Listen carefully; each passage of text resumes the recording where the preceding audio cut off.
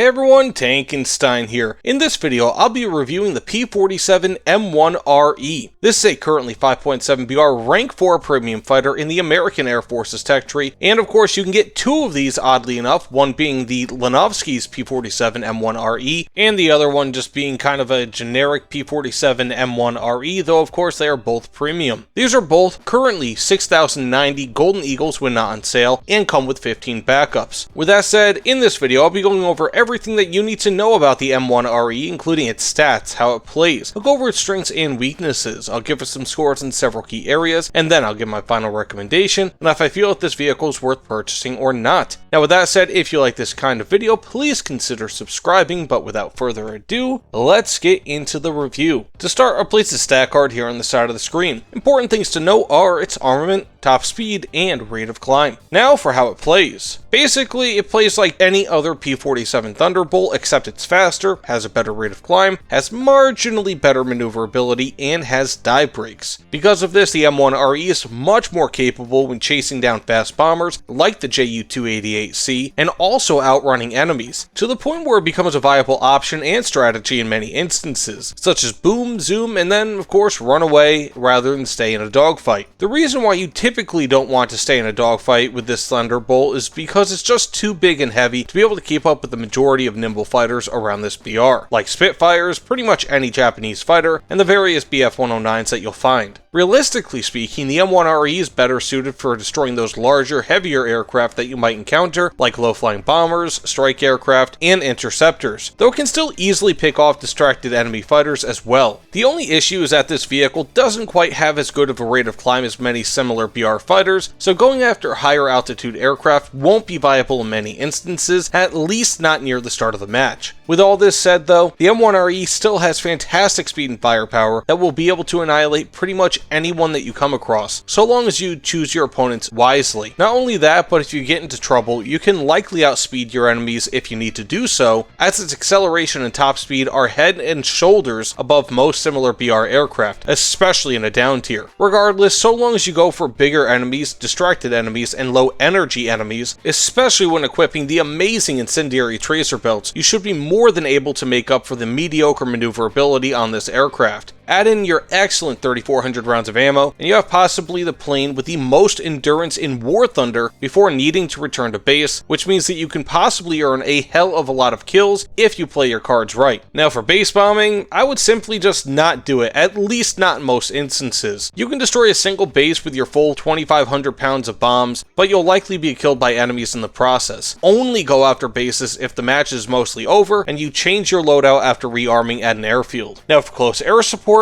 the M1RE is pretty much as good as any other P-47, except a bit faster, which helps with survivability and occasionally providing air cover. You can equip two 1,000 pound bombs, a single 500 pound bomb, and up to 10 HFARs, which is an excellent amount of ordnance for any fighter at and around this BR, and is more reminiscent of a strike aircraft if anything. Mix in the excellent 50 cals and you have an aircraft in the M1RE that can kill and damage ground targets in any number of ways. Because of this, getting 2 to 3 kills before going back to rearm is fairly common, and that's not even including the critical damage that you might do to enemies without outright killing them, as well as the occasional, though somewhat common, air kill. Because of its immense versatility, the M1RE truly shines in close air support roles, as it can pretty much play however you'd like, and still maintains excellent speed, which helps tremendously with both intercepting enemy CAS aircraft, as well as surviving any SPAA that might be targeting you. Now with that said, let's get into its strengths and weaknesses, and first for its strengths. As an excellent armament of 850 cals, especially when combined with the tracer belts that will set enemies on fire with ease. These can destroy all different types of enemy air targets with ease, as well as do a good amount of damage while strafing ground targets. Second, there is a fantastic total ammo count, with 3,450 cal rounds in total between its 8 guns. Third, the M1RE has an amazing dive rate with an airframe that will not break apart due to speed, even well beyond 800 km per hour at low altitudes. For its fourth strength, it has rudimentary air brakes which are are extremely rare at this BR. Fifth, it has a 760 km/h top speed with a high average speed as well, meaning that you can often outrun similar BR fighters. For its 6th strength, it has excellent loadout options with a full payload consisting of up to 2 1,000-pound bombs, a single 500-pound bomb, and 10 HFARs. For its 7th strength, as alluded to in an earlier strength, the airframe is extremely durable relative to other fighters and will oftentimes survive quite a few hits before being downed. 8th, this vehicle has no fuel tanks in the wings, which means that being set on fire is slightly less likely than with other fighters. Beyond this, it features a G-suit, which is extremely rare and useful at this BR. And finally, the M1-RE features premium RP and SL bonuses. Now for its weaknesses. This vehicle is a somewhat below average roll rate at best, though certainly not terrible. Second, as far as single engine piston fighters are concerned, the P-47 is huge and can be somewhat easy to target. Third, the rate of climb is slightly better than what the stat card states, but still not quite as good as many similar BR fighters. For its 4th weakness, maneuverability, while not awful, is a bit worse than most single engine fighters. And finally, the guns are mounted far out on the wings, meaning that gun convergence and aiming can be an issue. Now with all that said, let's get into how I score this vehicle. And first, for dogfighting and RRB, I give it a 5.75 out of 10. A lot of people are going to look at this score and say that's too high, whereas others might feel that's too low. For me, between its excellent firepower when equipped with the incendiary tracers, the fantastic speed, and amazing dive rate, this Thunderbolt variant is still great. Of course, it's a bit worse relative to BR compared to some other Thunderbolts in terms of air battles, but not by too much. It really suffers insofar as its size and maneuverability are concerned, but they aren't necessarily a death knell for this vehicle. They're just things that you constantly have to be aware of. Essentially, so long as you go after low-flying strike aircraft, bombers, and pick off distracted fighters, the P-47M-1-RE can do extremely well in air battles and earn you plenty of RP and SL. But again, I like the style of gameplay that the Thunderbolt offers, which means that I'll like this vehicle more than many others will. Now for close air support, I give it a 6.75 out of 10. Despite being listed as a fighter, the P-47 really shines in the ground attack role. Between its strafing capabilities as well as its relatively heavy bomb and rocket loadout, it can easily earn several kills every time it's flown in ground battles. While the HFARs are the weakest part of this loadout, they can still earn kills versus lightly armored enemies such as SPAA, or if you're lucky, versus medium and heavy tanks with direct hits on their roofs. Still, in much the same way as it is in air battles, the P-47M-1-RE is getting a bit long in the tooth compared to lower BR variants, and it has to compete against CAS monsters like the AD-2, the AM-1, Tupolev-2, and many more. The thing that the P-47 has over those aircraft is its overall versatility, blending speed, HMG armament, and a good payload, which allows you to perform air cover and survive a bit better. Because of these things, the M1-RE is still a very powerful anti-ground beast, but just slightly less than its lower BR Thunderbolt brothers. Now overall, I give it a 6.25 out of 10. As stated before, the Thunderbolt is a bit long in the tooth at this BR, fighting more nimble and nearly as fast fighters that have arguably more firepower as well. Even still, the P-47M-1-RE can be extremely powerful in the right hands, as it still has plenty of ammo and speed to outlast almost anyone in any match. Now, do I recommend the purchase of the P-47M-1-RE? No, not really, unless you meet at least two of these three conditions. First, if you're a die-hard collector of rare-ish vehicles. Second, if it's on discount, which it almost never is. And third, if you love how P-47s play and want the currently highest BR variant of that plane in-game. Personally, I find the F-47N-25RE and the Chinese air tech tree to be better relative to BR, with the benefit of it being a much less expensive plane, though of course, it's also a full rank lower than the M1-RE. Regardless of the M1-RE that you purchase, as they're both identical outside of one being a Polish flown and skinned plane and the other one being US flown, they are both very good aircraft that feel kind of like anachronisms. They don't feel like they belong in the same match as many of the more nimble and arguably deadlier aircraft that they will typically fight. These aircraft can perform excellent CAS, but much like in air battles, other aircraft at this BR, such as the aforementioned AD-2, largely supplant the P-47 in this role, though again, the P-47 is much more versatile and, as as such, is more likely to survive ground attack runs. Even still, while I personally really like this plane, as they both fly great and are extremely versatile, and they both have some of the best stock camos in War Thunder hands down, they both feel a bit old and out of place in their respective BRs. They are both still useful and are awesome collector's planes, but they don't feel like they're worth the 6,090 Golden Eagle price. If they were more like 4,000 Golden Eagles, or hopefully even less, then they might be worth it. But still, at least as of current, they are the most versatile Rank 4 American premium aircraft that can at least be occasionally purchased for Golden Eagles, so they still might be enticing for you in that way. So while I actually give it my Tankenstein seal of approval, as I'm a huge Thunderbolt fan, and these planes still perform very well for me, I cannot fully recommend them unless you can get them at a discount, or you're some sort of a collector or a huge fan of Thunderbolts like I am. It's just a bit of an expensive price to pay for a vehicle that's unfortunately starting to show its age. Now with that said, thanks so much for watching. Please consider liking this video and subscribing to my channel, as they both help me tremendously. Additionally, let me know in the comments below what you think of the P-47M-1-RE and of my review on it. Either way, thanks so much for watching, and I'll see you all on the other side. Take care, everyone.